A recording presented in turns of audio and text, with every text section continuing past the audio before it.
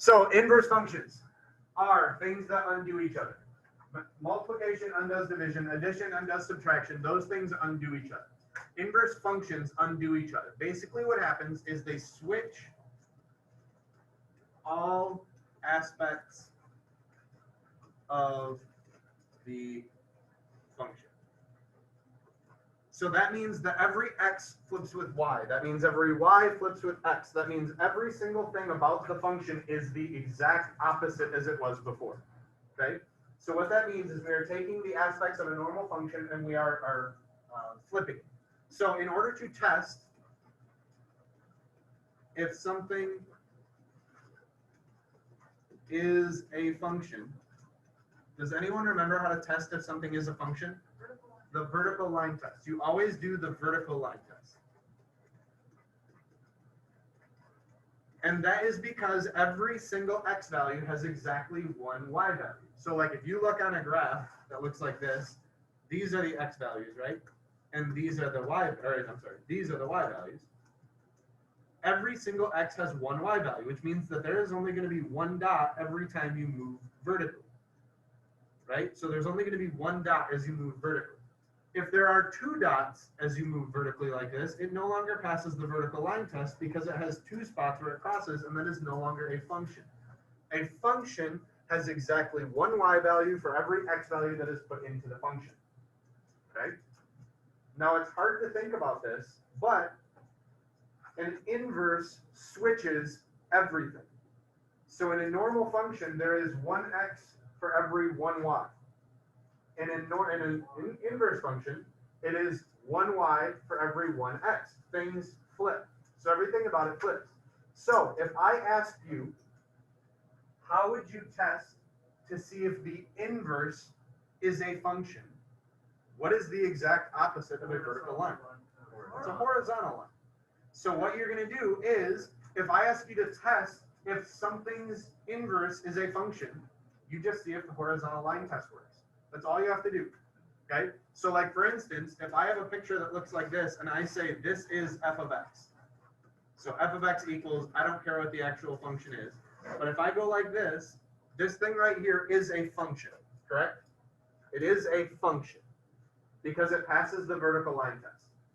Now if I ask you, is the inverse a function? And this is the way that you denote an inverse. It's not f to the -1, it's saying inverse. Remember last year in geometry, you guys learned inverse sine, inverse cosine, and inverse tangent, and it had that little -1 up at the top.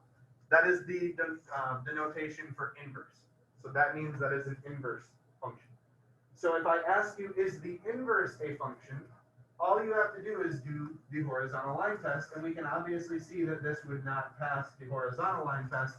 So the inverse is not a function. There is a much more in-depth explanation that I can give you for this if you'd like it, but most of you don't care. Most of you are okay if I just say, is the inverse a function? You do the horizontal line test, and if it crosses it several times, the answer would be no. Okay? So most of you just don't care about the answer to why this inverse is a function, and if you do, I'd be more than happy to talk to you about it after class. It's just one of those things that's going to waste time for no reason. All right? So for instance, if I ask you another question and I do kind of the same thing where I have a function that looks like this. This is f of x. We can obviously see that f of x is a function because it passes the horizontal line or the vertical line test. If I ask you about the inverse and I say, is the inverse a function? Is the inverse of this function a function? How do we know? Just horizontal line test, right? Regular functions are vertical line tests. Inverse functions are horizontal line tests. So that means that I'm just going to test using a horizontal line. I can see that it never crosses, so yes, this would be an inverse. Okay? So this would be an inverse. The question, or I'm sorry, that would be a function. The question basically starts out with, here is a general function. If you find the inverse, would the inverse be a function? And the answer would be yes, because of the horizontal line test. Okay? So if you are given an equation, the easiest thing to do, by far the easiest thing to do, is to put it on your calculator and then just see if it passes the horizontal line test. That's the easiest thing. Yeah. Okay, this might be kind of dumb. So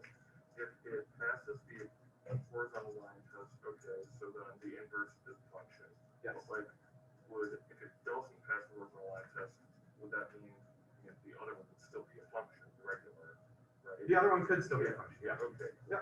So the normal, so like in that blue example up there, the regular one is a function. Yeah. The inverse would just not be an inverse. Or the inverse would not be a function. Okay, I just didn't know if you would simply write just inverse is not a function. Yeah, yep, and that would be the question. The question would say, is this function's inverse a function? And your answer would be yes or no. Correct. Yep. Yeah. On your calculator, is there a way to like divide some like two numbers by something? Like there's x plus 4. Just put them in parentheses. So do x plus 4 in parentheses and then divide the whole thing by 2 or whatever you divide by. All right. So that is a straightforward idea. Test the horizontal line, see if it works, whatever.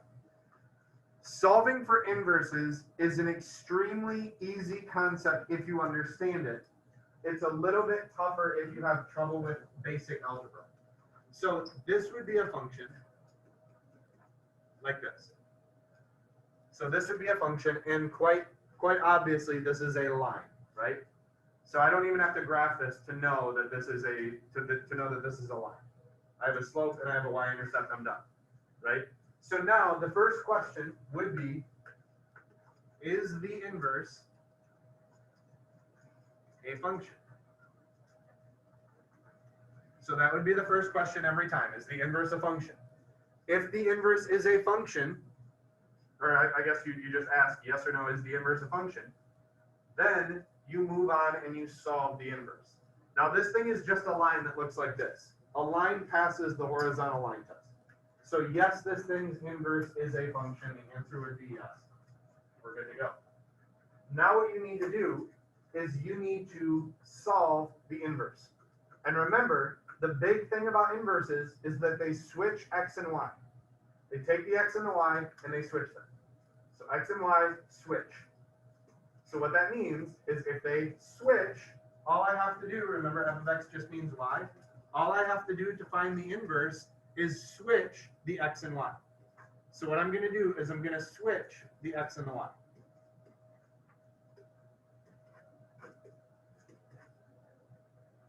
So notice I have switched x and y, and now all I'm going to do is solve for y.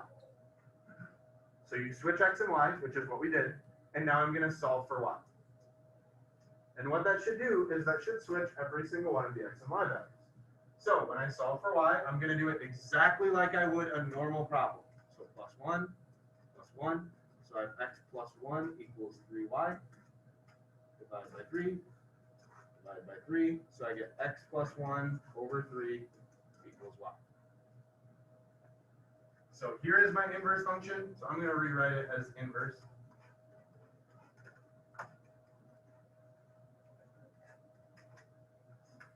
And we have found the inverse function. That is what inverse stuff entails. Now, it can be a little bit more complicated when you add in radicals because you have to square things or whatever, but that's just basic algebra for you guys at this point, right? Solving using roots and radicals and squaring something and cubing something, that should be something that you guys are capable of doing at this point. The concept of finding an inverse is just flip x and y and then solve it. Now, if you're interested to know what I mean when it switches x and y, let's say that we picked a point like 2. So let's say that we want to find f of 2. If I find f of 2, that is 3 times 2 minus 1, which means that 3 times 2 is 6 minus 1 is 5. So that means the point 2, 5 exists on this function, right? We plugged in 2, we got 5, so 2 comma 5 is a point. So what would you expect to be a point over here? 5 comma 2. So let's plug in 5 and see what happens. So f inverse of 5 is equal to 5 plus 1 over 3, which is 6 over 3, which is 2. So the point 5, 2 exists here. So the function flips everything.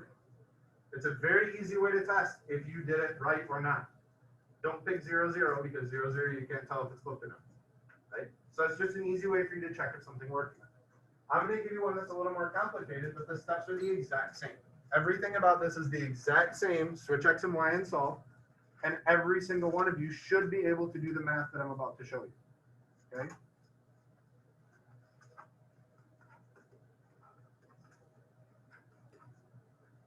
So again, just find the inverse. First, you could ask yourself the question, is the inverse a function? That would be a really good starting point. Is the inverse of this a function? You graph it, check the horizontal line test. And then you find the inverse.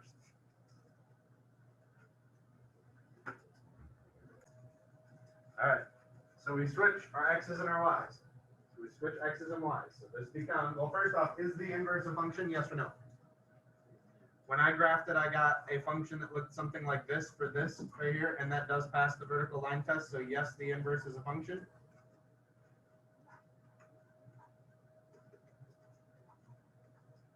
Okay, so yes, it is a function. So now I'm going to switch my x and my y. So this is going to be x equals 2y cubed plus 1. And now I'm going to solve for y. First, isolate the y value. So minus 1, minus 1. So we get x minus 1 equals 2y cubed. Now I still need to isolate the y, so I'm going to divide by 2. So then I get x minus 1 over 2 equals y cubed. And then obviously I have to take the third root of this to make it go away. So now I get y equals the third root of x minus 1 over 2. Nope, you don't have to. Because nothing in this question asks you to simplify, it just asks you to find the inverse and be done. That's all it asks you to do. Right? The very, very last thing that they could throw at you in these types of problems is verification. They're asking you to verify if two functions are inverses of each other. What's the easiest way to verify if a function is the inverse of each other? You could plug something in. That would be an easier way to do it. So if I have something like this, where if I have to verify f of x equals 3x minus 1 and g of x equals x plus 1 over 3. There's a couple things that I could do. Number one, I could pick a point, and I could try to use that point. Now, the issue is, though, if I pick a point that just happens to work, I haven't really shown it for every single one of the x values. Can anyone think of another really easy way that I could tell if something is an inverse or not? Go ahead, Tim. Not necessarily. Oh, yeah. Because 0 would just flip it and you wouldn't be able to tell. What I would do if it were me is I would just pick one of them and I would find the inverse of it. And then if it's the same as the other side, then you're good, right? So this is the same thing as saying y equals 3x minus 1. So x equals 3y minus 1. So then x plus 1 equals 3y. X plus 1 over 3 equals y. And now I've shown that these two are the exact same, so they are in fact inverses of each other. That's the easiest way I can think to do it. And honestly, that takes less thinking for me than plugging in a number and trying to see if those numbers actually work. Okay? So I will give you guys time tomorrow to work on your big ideas thing. And I'll have a practice for you tomorrow because I will not be here.